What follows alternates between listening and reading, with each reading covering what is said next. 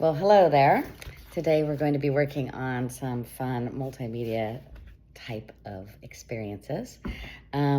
So what I've done is I've taken a piece of nice watercolor paper and I've just traced over a butterfly because I don't know about you, but I have not a lot of drawing experience, so I can't just do it, even though it looks really simple, right? But anyway, so I went ahead and put 3 butterflies on the paper. You could do any shape you could want. You could do frogs or turtles or circles. And I recommend just getting some nice stencils. Hello. And what we're gonna do is just hang out together, and you'll see, basically I'm going to do some pastels, I'm gonna do some watercolor, and we're gonna just see how this goes. So let's launch right into it. So I've got a little watercolor set right here.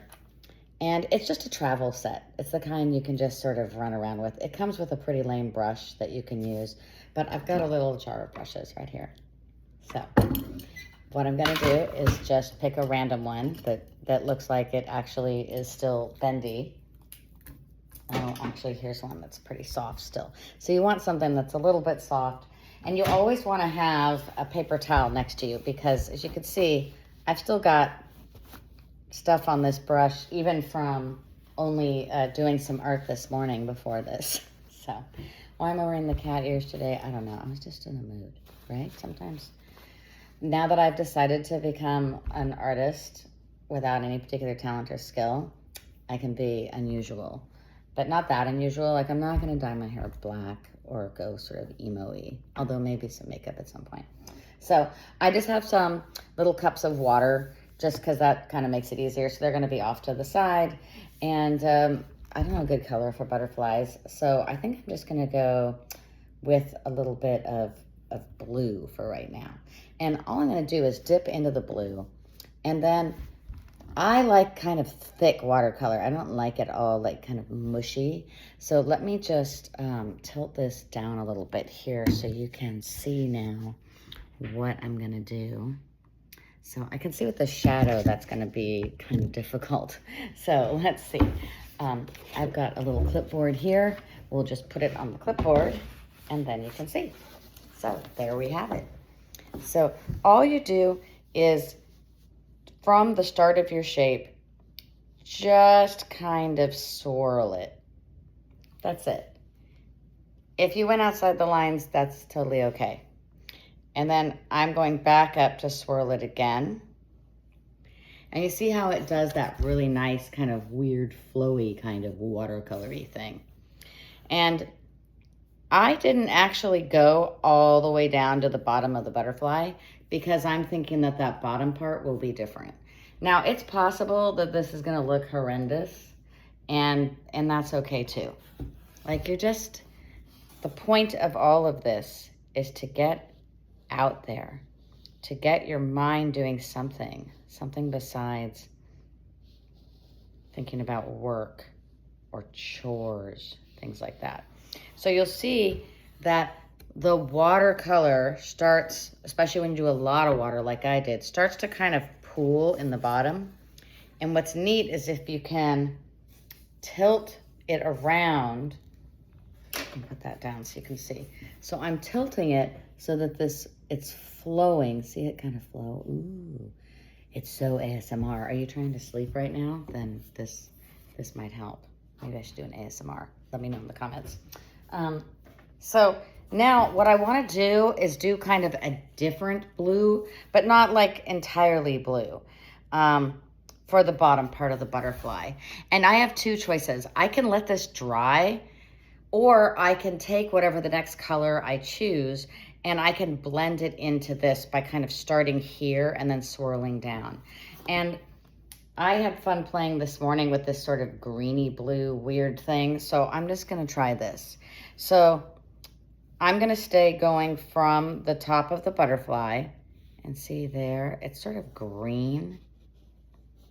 And I just sort of, because this is kind of a smaller space, I'm kind of leaving it kind of like that.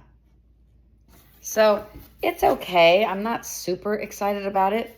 So what I'm going to do is, with that same brush, I'm just going to dab the bottom of, I don't know what I'm calling now, like the feet of this butterfly. Because I'm not excited about it being completely all that much feet. All right. So that's kind of cute, right? That's not terrible at all. And the thing about being a multimedia artist, that means you don't have to do the same medium. So what I can do is I can take this really cool brush pen that I have, and I can make this little butterfly's little antenna, antlers. We'll go with antenna. So I'm going to just trace this, and then I'm going to show you what it looks like. And then what you're going to see, oh, it's so cute, right? Can't you picture like 3 of these all hanging out? I was going to do maybe some oil pastels and other stuff, but now I'm thinking, you know, maybe it would be neat to just have 3 butterflies. So this is the big artist question. I have this question for you guys too. When it's time to make that decision of do you do different colors or do you make it kind of similar? There is a moment at which the painting is not going to look like what you thought it was going to look like. And can you just accept that and move on? So can we just say, okay, maybe I only want 1 butterfly for this first video. Or maybe I want to do all 3. And do I want them to all be in the same blue sort of situation? You also might be looking going, there's a lot of pencil marks. Whatever, it's fine. You'll get over it. Just be amenable. So I'm going to take some more blue. And I have this little palette here. I didn't use it at all. I mean, I used it this morning. That's why it's all messy. But I can take this blue and put it in here. And for the next butterfly, it might be a little more fadey outy. That's like a technical term that we artists that have just decided to become artists use. So this one here, let's try to do the same thing that we did. So see how it's a little more faded, right? You can see I went a little lower this time. I don't know why, I just sort of decided to do that. So maybe we'll make this one a little different in that we'll do a darker element, a darker blue, where it's just the pure blue coming up from the bottom, which would be kind of cool. So as you can see, this is not a produced video. This is just somebody hanging out. So I appreciate you hanging out with me in this very first art video, I will say. I'm probably gonna look back on this and be like, I'm never gonna post this. Anyway, so I don't know if I love this because he looks like he's wearing like underwear that's sort of dropped. So now what the great thing about watercolor, it's so forgiving. So I can do things like I can like dab all the way up. I can do other textures. So it looks sort of butterfly-y. But now that I've done that, it makes me want to have this kind of texture maybe on his bottom part. But I can't do that with a blue brush. So what I'm going to do is rinse off that brush, take another brush, and when this dries up a little bit, maybe I'll take some white. What do you think? White? Is that weird? Oh my God. Can we live? Uh-oh, my white has blue on it. I feel like that's going to be okay though. So let's see. Ooh, neat.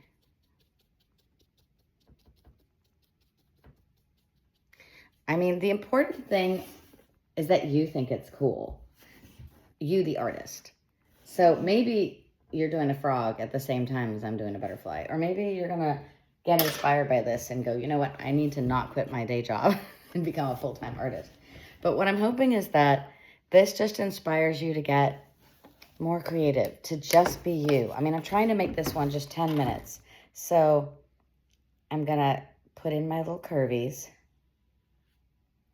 And then, because I only have 20 seconds left, oh my goodness, how are we going to do this? I'm going to leave you in suspense. I'm going to get the comments about what color should the third butterfly be.